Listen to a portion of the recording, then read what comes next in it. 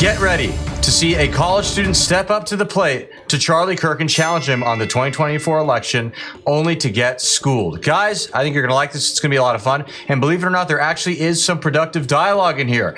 A very rare thing nowadays between left and right-wing political actions, to say the least. So we love that, folks. We really do. And so you're going to like that. We're going to get into it. It's going to be a lot of fun. But first, everybody, do me a big favor here. Like our video. Share it around, and if you are new, subscribe to the Resist Mainstream YouTube channel so we keep bringing you guys this great content. As always, everybody, I'm your host, Darian. Let's get into the show. Yeah. Hi, Charlie. My question, a big part for me why I'm not voting.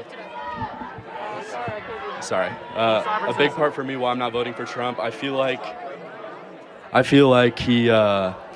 he says he has a lot of aspirations for the country, and he doesn't really convey his plan the best.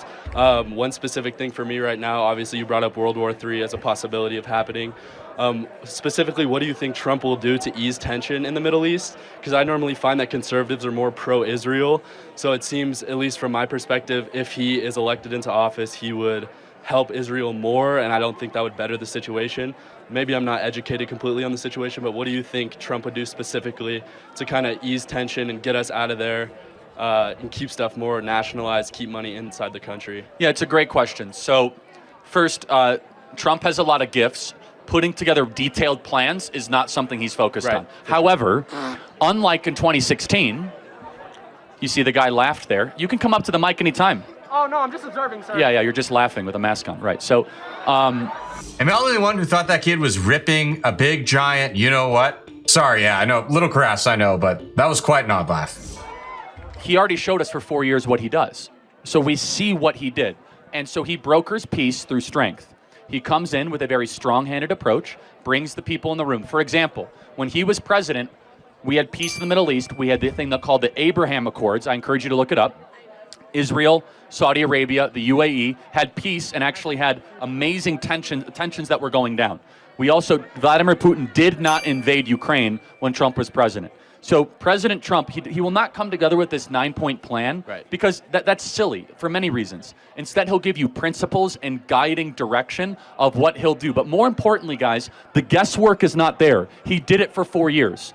And for 4 years, we had no new wars, a secure border, and everyone was able to own a home if they so choose. If you had an income over $75,000 a year combined with your family, which most Americans do if you combine a two-spouse income, and we do not have that now. And so I hear your hesitation. As far as the specifics here, he will bring peace to the Middle East by trying to relax tensions and then also playing offense against Iran, which worked during his 4 years as president. Yeah, those days where it was about $75,000 combined income to buy a home were pretty nice. Now it's probably about, last I checked, over $110,000 a year. Just insane. How is the average American expected to afford this? Spoiler alert, they can't.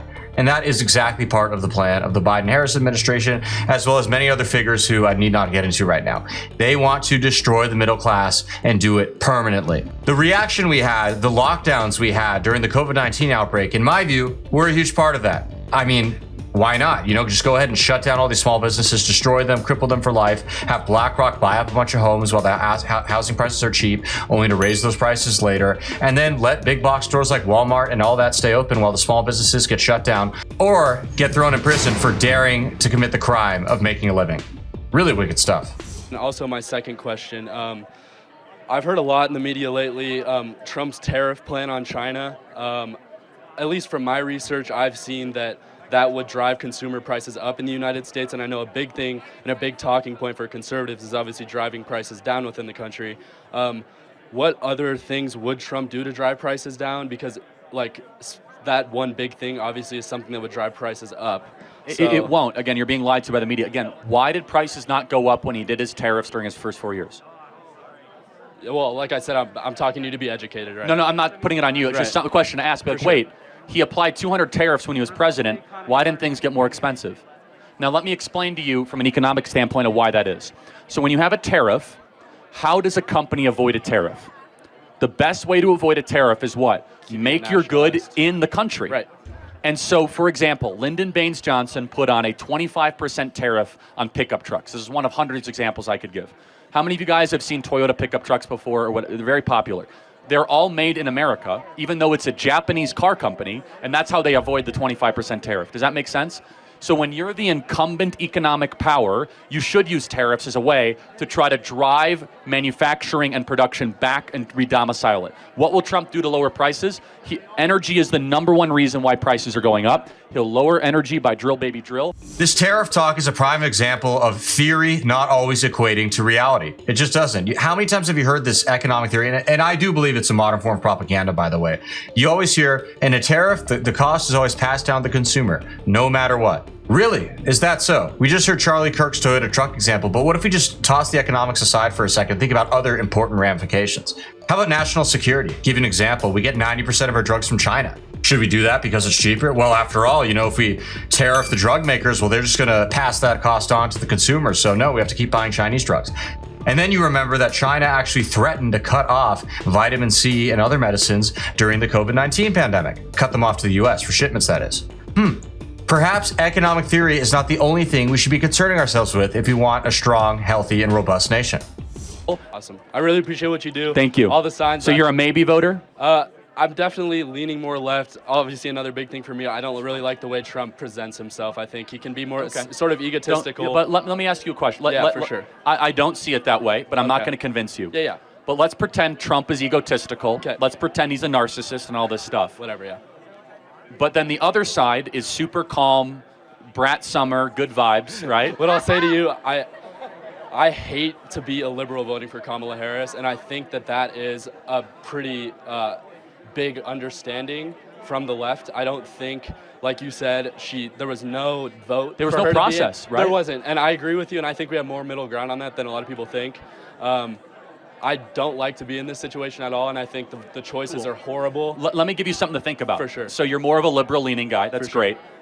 Tulsi Gabbard, do you know who she is? Yes, I do, yeah. She was the former co-chair of the Democrat Party. Right. She's endorsed Donald Trump.